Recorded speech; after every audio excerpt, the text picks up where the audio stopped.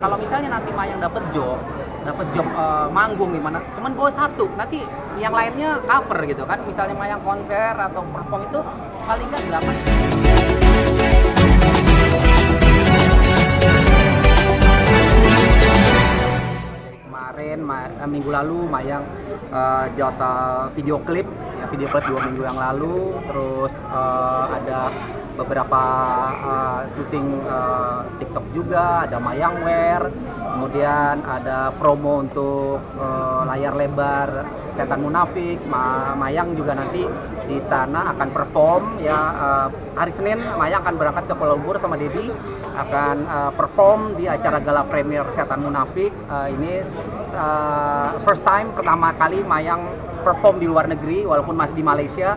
Tapi Dedi sangat mengapresiasi Mayang selamat ya mendapatkan job di Malaysia, perform di Kuala Lumpur di gala premier Setan Munafik. Terus akhir tahun kemudian kemungkinan kita akan liburan ke luar negeri juga, tapi belum tahu. Nanti setelah dari Malaysia kita akan lihat apakah ke Bangkok atau ke Bali. Oke.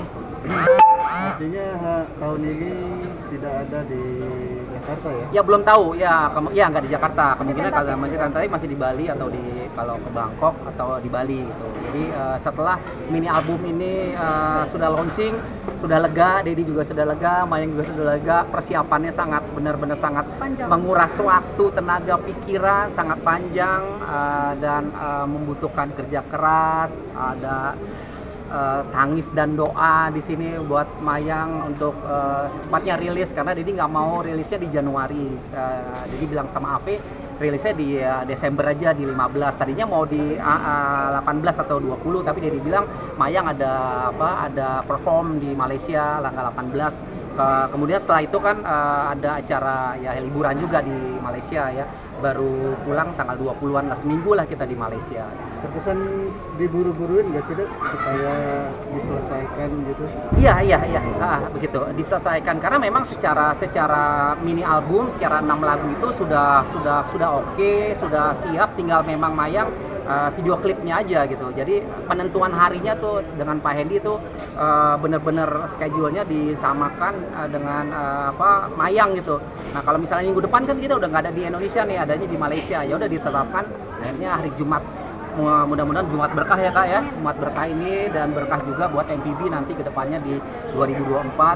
Semoga pecinta musik Indonesia bisa appreciate dan menghargai karya dari Mayang. Untuk jadwal itu aku udah ada yang ngatur, itu Dedi kan juga sekaligus manajer aku dan MPB juga, jadi Dedi yang udah ngatur semua jadwal aku, kapan aku latihan, harus kuliah, kapan aku harus ngonten, live TikTok gitu. Jadi kalau untuk tidur yang cukup itu aku tidur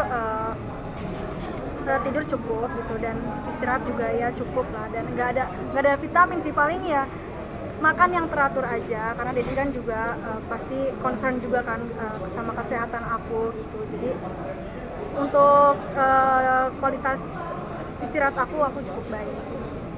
Oh iya, jadi ya di video klip Hatiku Hanyalah Untukmu ini memang kan menceritakan tentang seseorang yang bersyukur banget punya seseorang yang selalu ada untuk dia, support, ngasih solusi dari setiap masalah yang ya kita anggaplah pasangan lah. Si cewek ini bersyukur banget punya pasangan yang selalu ada untuk si cewek, dan cowoknya juga selalu ngasih solusi dari setiap masalah yang si cewek ini lagi hadapin. Dan ini udah bucin banget, tapi khusus di lagu ini aku memang aku tujukan untuk ke keluarga, yaitu Dedi sebagai papa aku kan.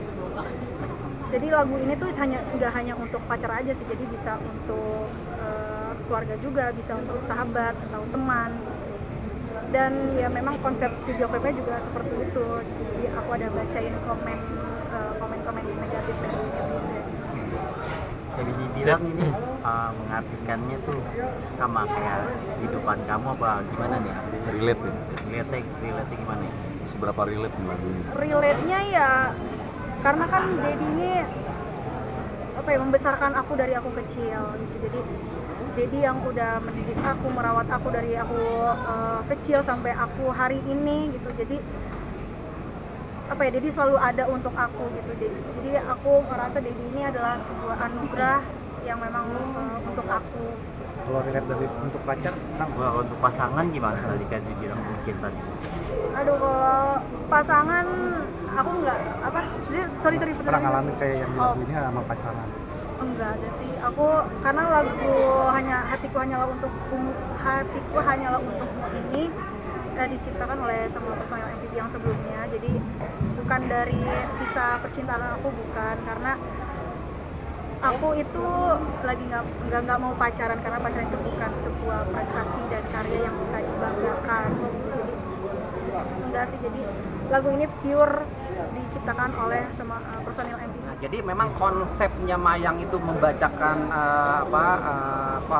komentar-komentar netizen dengan lagu yang mini album, dengan lagu Hatiku Untukmu, sebenarnya tuh menunjukkan, Mayang ingin menunjukkan setelah dia baca komen itu, komentar-komentar negatif itu, ini loh gue setelah lo menghujat gue, ini gue punya karya, gue punya talent, gue punya bisa main gitar, gue bisa nyanyi.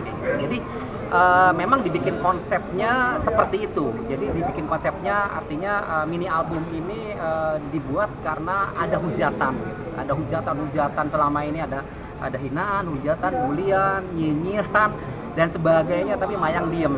Nah, saat inilah Mayang membacakan gini loh, nih netizen ini gue bacain nih, lo semua pada hujat gue, ini saatnya gue menunjukkan ke lo, ini gue punya karya. Sebenarnya secara tidak langsung mini album ini ditujukan kepada netizen yang nyinyir dan julid.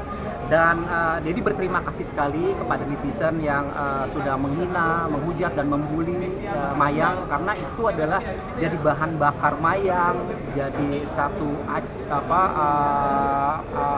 penyemangat Mayang untuk dia berkarya gitu. Jadi memang konsepnya agak unik sih, memang kalau dilihat kemarin juga Dedi agak tanya-tanya juga, kok harus ada baca-baca kayak gitu kan. Sebenarnya si AP ini bilang nggak apa-apa Det gitu, karena kita juga bangga kepada Mayang yang sudah punya karya.